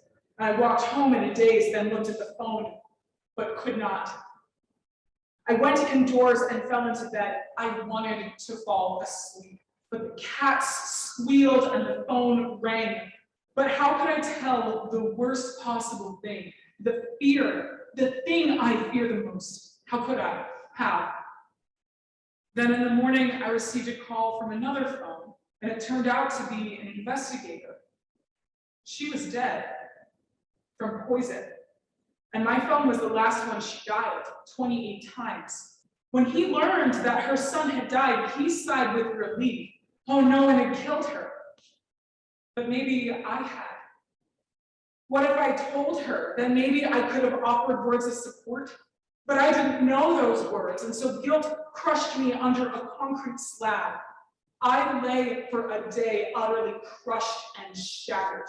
So when they came the next morning, I could not resist or object, nothing. The dog went wild, barking, defending me, so I shut him in so they wouldn't kill him. And the little gray kitten, with barely open his eyes, clung fiercely to the guy's leg. Can you imagine? Clung on hard, protecting me. So they burned him with a cigarette. Bastards. Then they found my tablet with photos of our soldiers and, weirdly, photos of Chechens and Ossetians, which made absolutely no sense since I am ours entirely. Here, take this kitten for half price. Will you take this little black one? Look how pretty he is, this boy. Oh, are you afraid of him? Ah, a black cat. Bad luck if it crosses your path. Have you any idea what bad luck really is? This kitten, it brings joy and at least some comfort. They took me to the basement and started beating me. You know, I'm not a heroine. I tried to explain that I'm not a fascist or a gunner. I'm just a woman. I begged and begged. It only wound them up. I looked into those eyes and knew there was no point in saying anything. In those eyes, I saw utter darkness. Then they swore they were going to rape me. How many times would you like it? 10, 20? But they didn't rape me. Just said everything they were going to do. And it was all so disgusting and disgusting that I became numb and my body has succumbed to continuous pain. Were they after names? Yes, of course. But that was not the main thing. They needed card pins. So I told them. Fortunately, I only had one. At night, I had some respite. I lay on the cold concrete, hungry and cold, and thought about God and death, because there was nothing else to do. About death to end the suffering, and I thought about God. Lord, why did you create this horror? Why is the world so awful? You know you are a loser. You are incompetent. God, you made up some bullshit. Rhea came in the night. There was excitement in her eyes, and I suddenly realized that she betrayed me, of course. Can I bring you something? She said. Yes, poison. Do you have any? No. Or maybe you want to give something for your man or your children? Betray my husband and children like Judas. She suddenly smiled. Mikhail and I are lovers. Didn't you know? You're lying. I'm not lying. Why would I lie? You're obsessed about your business and politics, but a man needs a simple woman. Have you already buried me? At least wait until the funeral. Maybe I could bring you something to eat. Not for me, but for my pets, especially the cat. She has kittens. Maybe I'll drown them. Don't you dare. In the morning, I was taken to the city. I was wrapped in a flag and left standing with a sign. They all beat and spat and mocked, and women beat me. No one intervened. I closed my eyes. Then I heard English. Flashes. I started listening. Yes, journalists. And I suddenly hoped. I opened my eyes and saw Wolfie. I closed them again. I opened them a little, and he just looked at me. He barked out an order, and I was taken back to the basement. I was allowed to shower, and at night they brought me food to eat for the first time in 4 days, but I could not. And here he was, Wolfie. I realized that he recognized me and saw me as a child. He began to say something, that he did not want to be with me. I was silent. I want to help you, he said. Help me? Then kill me, please. He left the basement in silence, and I lay down and prepared for death. But I suddenly thought about my daughter, my Inga. God. My son will be okay, and my husband, but Inga and Esmeralda, Ralph, and the 3 kittens? No. I was not ready to die. He came back with clothes, and I suddenly realized that I might not be killed. Wolfie said that I could go, but only if I signed a document saying I had no claims against them, including property. Property. Then, wait, I must get my animals.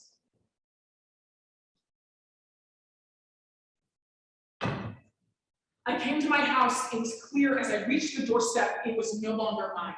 They'd taken everything valuable out of it. Ralph the dog was howling terribly, so I let him out, but he ran right past me. Esmeralda's cold body lay at the door. She had waited for me until the last, my faithful friend. And Ralph jumped around and tried to lift her sunken body with his snout. I had no idea where fate would hit me next, but to see her like this, no one will ever feel me the way she does. all my pain, all my sadness, never. And then Wolfie approached me with this idiotic piece of paper. I don't have claims. I need to bury her. Okay, if you like. God, what about the kittens? I rushed around, but they were nowhere to be seen. Had they really drowned them? Then suddenly I see them, peeping out from under the cupboard. One white, one gray, and this little black omen. All of them alive. I pushed them in a bag. Then Wolfie returned with a shovel. I dug a hole in the garden and wrapped Esmeralda's body in a blanket. Then I saw Rhea behind the fence, crying. She approached and asked casually, "Who are you burying?"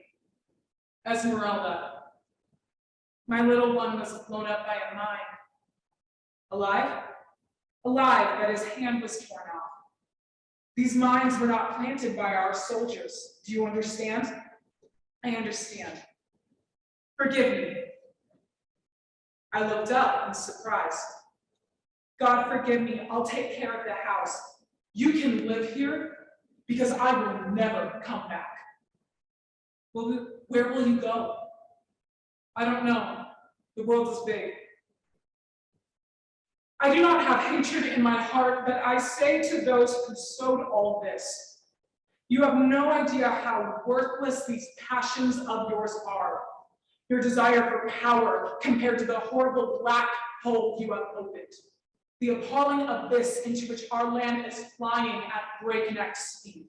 I saw the face of this darkness. I don't want to be human. I'd rather be a cat. So, are you going to take this black kitten? No. I understand. You're afraid of bad luck. You look at us as if we're diseased. Yes, we are, allegedly. Is it better to be killed? Maybe. But I'm not afraid anymore. I don't believe that what happens there will be worse than what has happened here. He doesn't even have a name, you know. I'll call him Ukraw, and I'll keep him myself.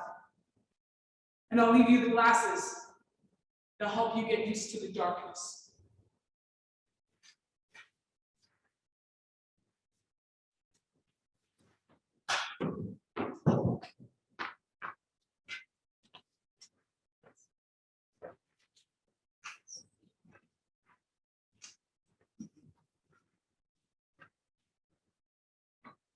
Peace and Tranquility. Andrei Bodarenko, play commissioned by Noah Berkstedt Bean, the Sputnik Theater Company, translated from the Ukrainian by John Farndon.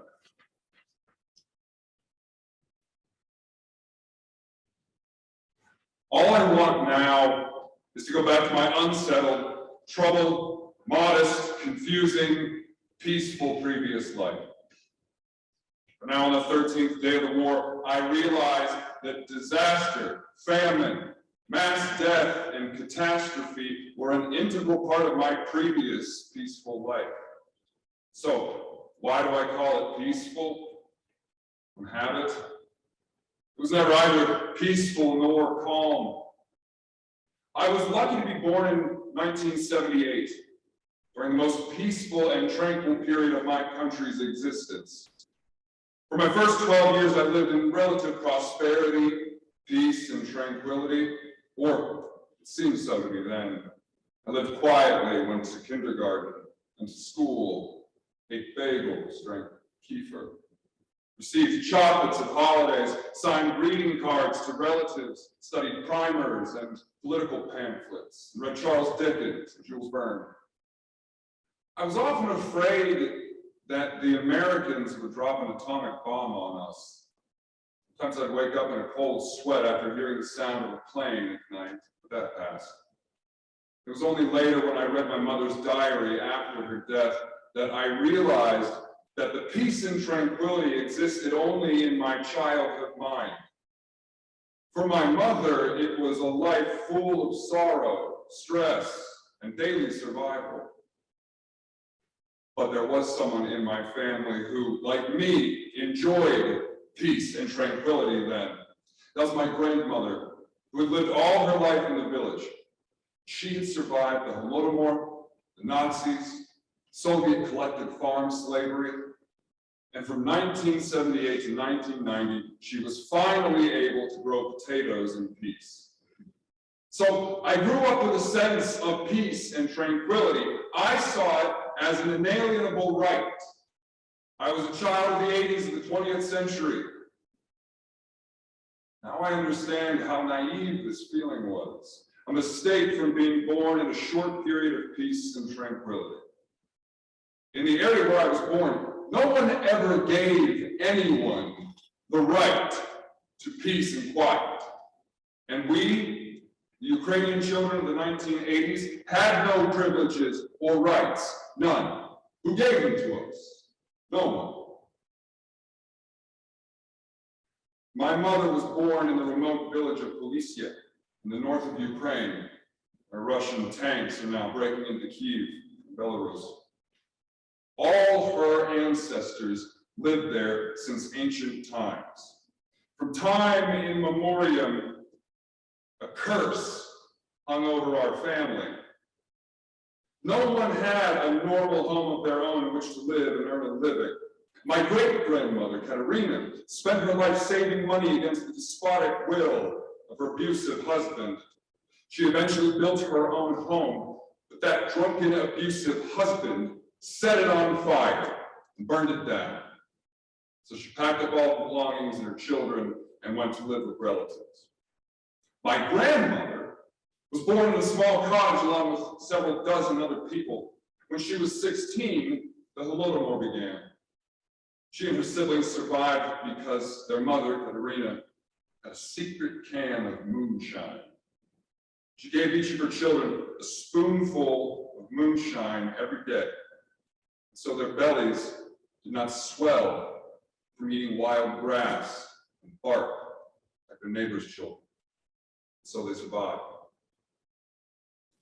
When she was 18, my grandma ran away from home and settled near a stone fort to give herself some freedom.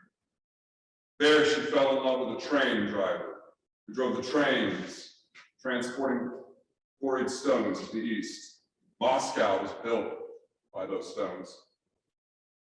Baba felt a certain peace and tranquility and even love. But then the war came with the Nazis and her train driver was drafted into the army. So Baba went back to a cramped cottage. She married an old soldier who caught yellow fever in the 1930s while serving in Abkhazia. He was kind and frail, and because of his disability, he was not called to the war. But when the Nazis came, they herded the women and all the others still in the village into an old wooden church, and then set fire to the church. Miraculously, Baba escaped through a small crack in the wall. The rest of the villagers were burned alive. After the war, she worked at a flax factory, but it was not enough to keep the house going. So every evening, she'd come back home in the dark, carrying a bag of defective flax she'd salvaged. Until midnight, she'd spin the flax on an old wooden spinning wheel and fall asleep sitting upright. At 5 in the morning, the foreman knocked on the window and off she'd go to the factory again. After 1978, Grandma was able to get a little more sleep. The foreman no longer went from house to house. Once a week, she could eat a can of condensed milk or a bar of chocolate. It was a time of peace and quiet. My mother, when she was 16 years old, she left the village and got a job in construction in Kazakhstan. She believed in communism and wanted to be useful to the Soviet people. It was in Kazakhstan she first heard about the Soviet camps.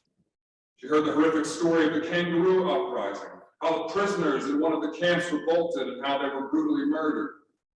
People told this story to each other in whispers, looking around fearful of being heard. My mother stopped believing in communism. She continued to believe only in classical music, poetry, and the human soul. Fate took her to Lviv, where she worked as a meteorological engineer, raising and feeding 3 children entirely herself. Because she had divorced her husband. He, by the way, continued to live in the same apartment because there was no money to rent another. Almost every day I was awoken by their arguments, since they were forced to share the same kitchen. Still, we lived in 2 rooms, not a single communal one, like some of my friends. So in general, I felt peaceful and calm and read Dickens on the warm tiles. It's just my nature, I'm an optimist. And my sister is not, very much. Later she went crazy because she believed she had the right to a normal life. She did not, was not.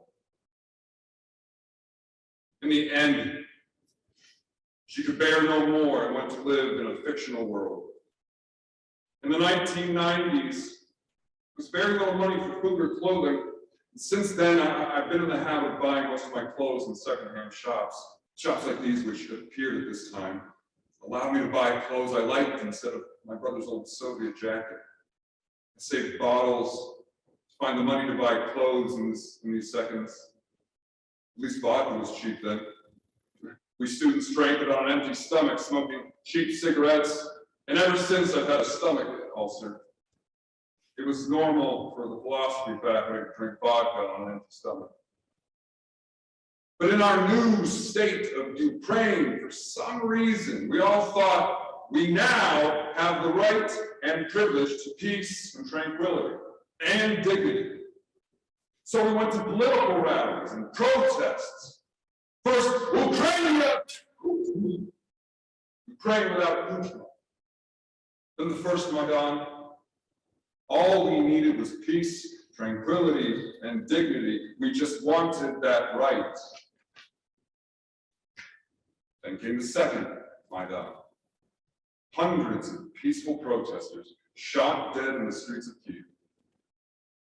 But it only gave us a week. Peace and tranquility after the victory of the second Maidan lasted literally a week. For that 1 week, I lived in the belief that we were finally worthy of the right to peace and tranquility when the Russians invaded Crimea. For 8 years, we listened daily to the news of dead Ukrainian soldiers, sometimes more, sometimes less, but we believed, I believed, that it was all a terrible mistake, that we really do have the right to peace and tranquility and dignity, that in the end, it will all end at last. But after 8 years, it did end. Great war came, burnt, bombed, destroyed houses, the horrific deaths of thousands of civilians, so far thousands. Well, on one hand, it's a curse. I know sooner or later my house will burn down like my great-grandmother Katerina's house burned down in the 1910s. It hasn't burned down yet. These days I've said goodbye to it dozens of times. Goodbye to everything that is dear to me. Everything that I will not be able to take with me when Russian tanks come to Lviv. It's like seeing it burnt down a dozen times. On the other hand, who actually gives anyone any rights? Where does the privilege of having peace and tranquility come from? I do not know. If Ukraine survives, maybe I will have an answer to this question. Right now, I do not know. I stand now in some darkness, next to my sister and brother, next to friends, next to my deceased mother, grandmother, grandfather, great-grandfather, great-grandmother, next to all Ukrainians who died in this and other wars during periods of peace and tranquility. They don't know, and I don't know. We just stare at the black darkness in front of us. The light of the house where we were born consumed by flames which did not illuminate the darkness in any way. How can we finally dispel the darkness? Can we? What's right next? I just don't know. I'm already somehow on my own. When I was just a little boy, I asked my mother, will I be? Will I be handsome? Will I be rich? Here's what she said to me. Hey, Sarah, Sarah, Sarah, whatever will be, will be. The future's not ours to see. Hey, Sarah, Sarah. Now I have children of my own. I ask their father, what will I be? Will I be handsome? Will I be rich? I tell them tenderly, hey, Sarah, Sarah. Whatever will be, will be. The future's not ours to see. Hey, Sarah, Sarah. Ці хороші пісні заспокою. This is a good song. It calms you down.